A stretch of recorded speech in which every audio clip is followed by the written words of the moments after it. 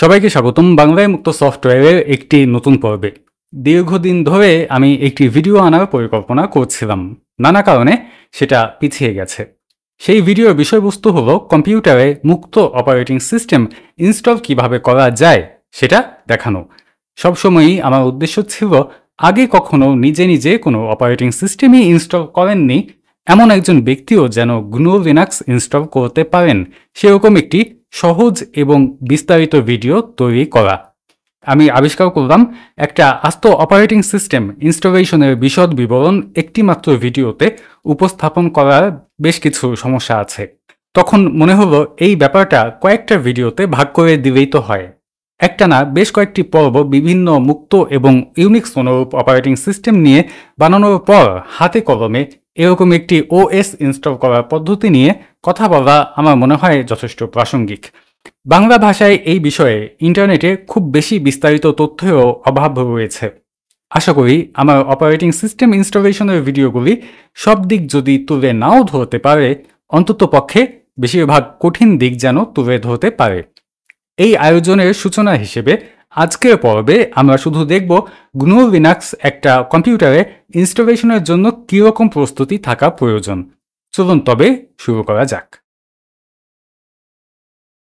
GNU Linux install করতে হলে অবশ্যই সবার আগে আমাদের একটা কম্পিউটার প্রয়োজন।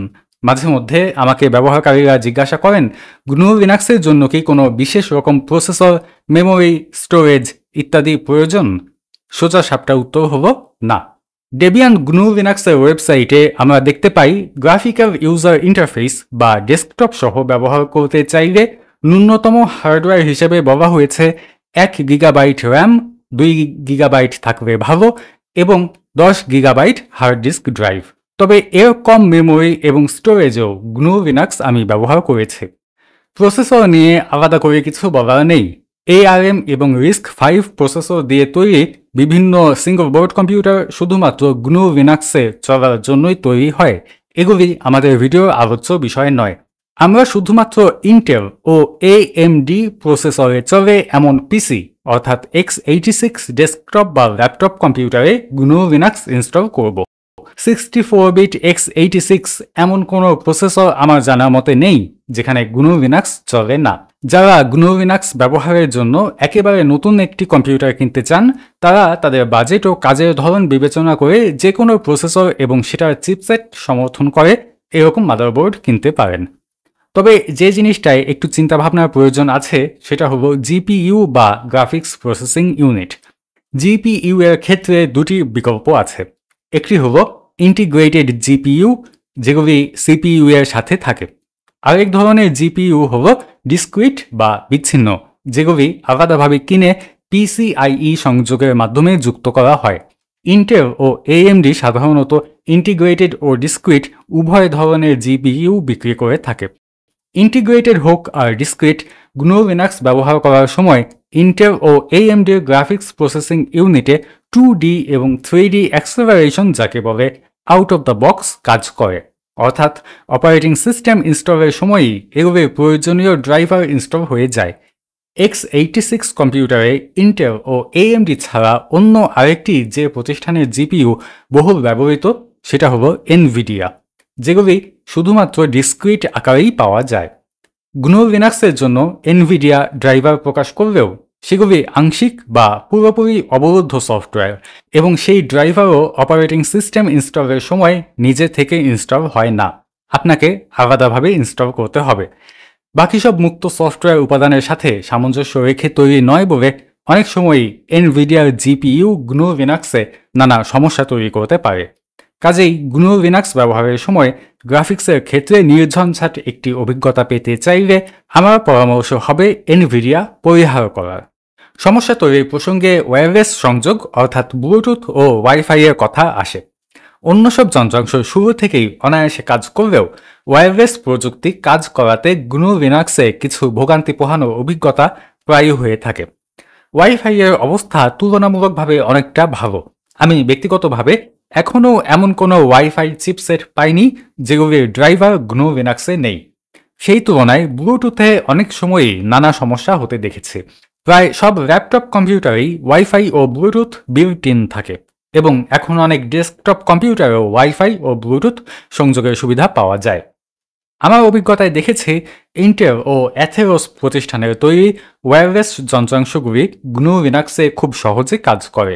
ব্রডকম, মিডিয়াটেক ইত্যাদি প্রতিষ্ঠানের তৈরি ওয়্যারলেস চিপ অনেক সময় কাজ করে, অনেক সময় কিছু বাড়তি কাজ করে সেগুলি কাজ করানো যায়, আবার অল্প কিছু ওয়্যারলেস চিপ GNU লিনাক্সে আংশিক বা পুরোপুরি অকেজো। নতুন ল্যাপটপ কেনার আগে সেটা ওয়্যারলেস চিপ কি সেটা খোঁজ করে সেই চিপটা GNU লিনাক্সে কাজ করে কিনা এটা ইন্টারনেটে দেখে নেওয়া ভালো।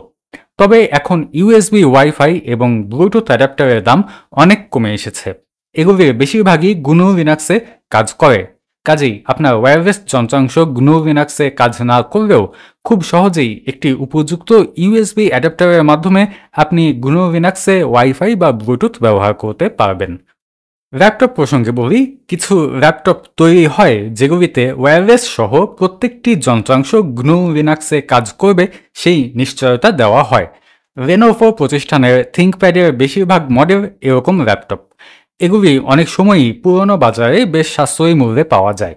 শুধুমাত্র GNU লিনাক্স ব্যবহার করার জন্য যারা ল্যাপটপ কেনার কথা ভাবছেন তারা থিঙ্কপ্যাডের মতো কিছু বিবেচনা করতে পারেন। হার্ডওয়্যারের ঝামেলা মেটার পর আসে GNU লিনাক্স ডিস্ট্রিবিউশন বেছে নেওয়া। আমরা জানি GNU প্রকল্পের বিভিন্ন সফটওয়্যারের সাথে লিনাক্স কার্নেল যুক্ত করে বিভিন্ন GNU লিনাক্স ডিস্ট্রিবিউশন তৈরি করা হয়। এই ডিস্ট্রিবিউশনগুলির প্রত্যেকের কিছু না কিছু স্বতন্ত্র বৈশিষ্ট্য থাকে। এজন্য একজন নতুন ব্যবহারকারী যখন উইন্ডোজের পরিবর্তে GNU লিনাক্স ব্যবহার করতে আসেন তখন ডিস্ট্রিবিউশন বাছাই করা নিয়ে একটা জটিলতা তৈরি হতে পারে।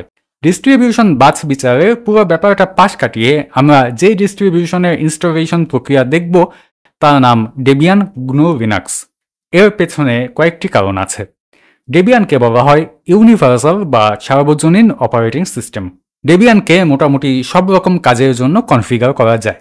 সিনেমা দেখা, গেম খেলা, ওয়েব ব্রাউজ করা ইত্যাদি থেকে শুরু করে ওয়েব সার্ভার চালানো, পেনিট্রেশন টেস্টিং, এমবেডেড সিস্টেম ব্যবহার ইত্যাদি এরকম কোনো ক্ষেত্র নেই যেখানে ডেবিয়ান অনায়াসে ব্যবহার করা যায় না। এই দিক বিবেচনায় আমরা দেখতে পাই সুনির্দিষ্ট কোনো কাজের জন্য তৈরি যেসব ডিস্ট্রিবিউশন আছে ডেবিয়ান ব্যবহার করলে সেগুলির প্রয়োজন পড়ে না।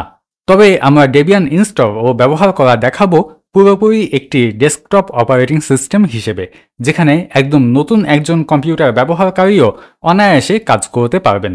এছাড়া ডেবিয়ানের স্থিতিশীল কাঠামো আমার মনে হয় নতুন ব্যবহারকারীদের জন্য অত্যন্ত গুরুত্বপূর্ণ। ইনস্টলেশনের এই ভিডিও সিরিজ এই সময়ে তৈরি করার সিদ্ধান্ত নেবার পেছনে মূল কারণ হল ডেবিয়ানের নতুন একটি রিলিজ খুব শীঘ্রই প্রকাশিত হতে যাচ্ছে। সেটি প্রকাশ হওয়া মাত্র ইনস্টলেশনের ভিডিও কাজ শুরু করে দেওয়া হবে। GNU লিনাক্সে হার্ডওয়্যার নিয়ে এখন খুব কমই চিন্তা করতে হয়।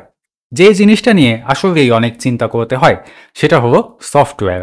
উইন্ডোজ অপারেটিং সিস্টেম ব্যবহারে অভ্যস্ত এমন কারোর জন্য সবচেয়ে গুরুত্বপূর্ণ জিনিস হলো যেসব কাজ তিনি উইন্ডোজে করতেন সেসব কাজ যেন GNU লিনাক্সে আসার পরও করতে পারেন। নানা কারণে এই ক্ষেত্রে জটিলতা দেখা দিতে পারে। উইন্ডোজ ও ইউনিক্সের পার্থক্য নিয়ে আমরা যে ভিডিওটি সম্প্রতি দেখেছি সেখানে আমার ধারণা একটা জিনিস বেশ পরিষ্কার হয়েছে, সেটা হলো উইন্ডোজ এবং GNU লিনাক্স সহ বিভিন্ন ইউনিক্স অনুরূপ সিস্টেম আসলে কতটা আলাদা। GNU লিনাক্সে সফটওয়্যার ইনস্টল করার ব্যাপারটাও উইন্ডোজের চাইতে একদমই অন্যভাবে কাজ করে। কাজেই অনভ্যস্ততার কারণে প্রথমে একটা বড় ধাক্কা খাওয়া অস্বাভাবিক নয়। তবে আমার মনে হয় প্রাথমিক ধাক্কা সামলে নেবার পর GNU লিনাক্সে সফটওয়্যার ইনস্টল ও ব্যবহার করার ক্ষেত্রে খুব বেশি সমস্যা হবে না। এই ব্যাপারটা আমরা অপারেটিং সিস্টেম ইনস্টলেশনের পর বিস্তারিত আলোচনা করব। তো প্রিয় দর্শক, চ্যানেলে চোখ রাখার অনুরোধ রইল। এছাড়া ভিডিওটি ভালো লেগে থাকলে চ্যানেলে সাবস্ক্রাইব করার অনুরোধও করছি। আর অবশ্যই ইনস্টলেশন এবং GNU লিনাক্স ব্যবহার করা নিয়ে আপনাদের যত প্রশ্ন সেগুলি মন্তব্যের বাক্সে জানান।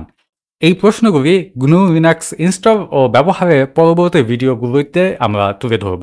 একটা বড় জটিলতা শেষমেশ থেকেই যায়, সেটা হলো উইন্ডোজে অনেক মানুষ ব্যবহার করে অভ্যস্ত সেরকম বেশ কিছু প্রোগ্রাম GNU লিনাক্সে নেটিভলি চলে না। এর মধ্যে মাইক্রোসফট অফিস এবং অ্যাডোবের বিভিন্ন প্রোডাক্টিভিটি প্রোগ্রাম অন্যতম। আপনি যদি GNU লিনাক্সে আসার কথা ভাবছেন এই মুহূর্তে আমার পরামর্শ হবে GNU লিনাক্স ইনস্টল করার আগে উইন্ডোজেই বিভিন্ন বিকল্প প্রোগ্রাম ব্যবহার করতে শুরু করুন। উইন্ডোজে এগুলি ব্যবহার করে অভ্যস্ত হয়ে গেলে GNU লিনাক্সে গিয়ে আপনার প্রায় কোনো অসুবিধাই হবে না। তো এই বিকল্প প্রোগ্রাম কি কি?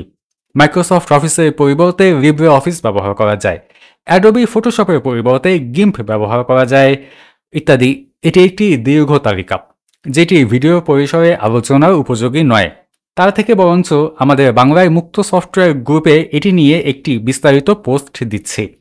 এই পোস্টে আমি যতদূর জানি সেই মোতাবেক বিভিন্ন বহুল ব্যবহৃত অবরুদ্ধ প্রোগ্রামের মুক্ত বিকল্পের নাম উল্লেখ করব, যেগুলি GNU লিনাক্স এবং উইন্ডোজ উভয় অপারেটিং সিস্টেমে ব্যবহার করা যাবে। যদি মনে করেন কোনো প্রোগ্রামের কথা বলতে আমি ভুলে গেছি, গ্রুপের পোস্টটিতে কমেন্ট করে সেটা জানানোর অনুরোধ রইল আপনাদের প্রতি। তো আজকের পর্ব এই পর্যন্তই। ইনস্টলেশনের পরবর্তী ধাপগুলি নিয়ে শীঘ্রই আবার দেখা হবে। সবাইকে ধন্যবাদ।